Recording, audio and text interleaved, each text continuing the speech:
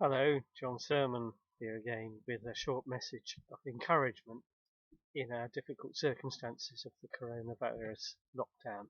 As you can see, I'm out in the garden again today and in brilliant sunshine.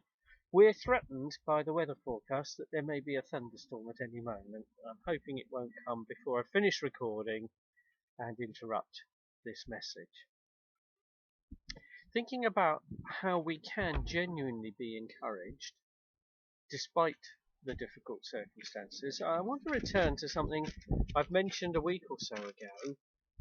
As you'll all be aware, there's still quite a lot of knock on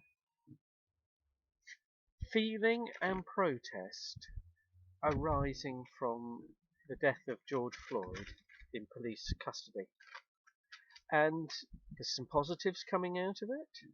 In fact, I watched a big proportion of George's funeral service, and the positive messages from the various family members and others who were speaking was a real encouragement.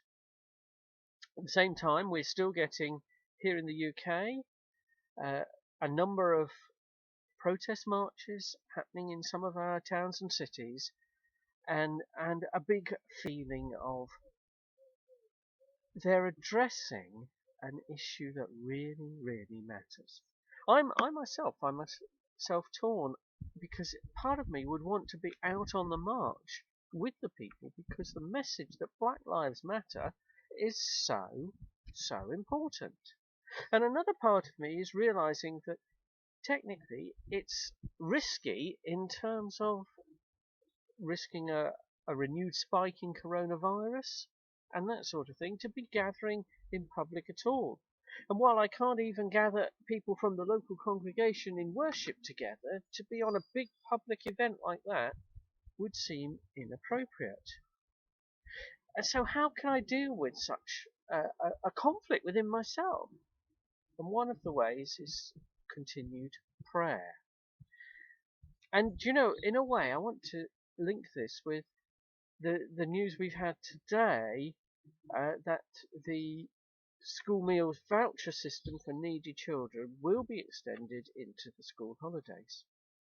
And we think of how Marcus Rashford has played an important part in bringing about a change of heart on the part of our government on this issue. Now, it's remarkable that someone who is such a successful footballer, both for Manchester United and for England, because of the profile he has as a result of that, can make such a difference. But it wasn't only that, it was also the gentle and respectful and helpful, logical way he made his arguments, drawing on his own childhood experience. Now, in all these issues, whether it's poverty and the most deprived children and whether they can have vouchers for meals during the school holidays, whether it's to do with all the ways that the Black Lives Matter movement are rightly challenging those ingrained racist attitudes that still exist in parts of our society.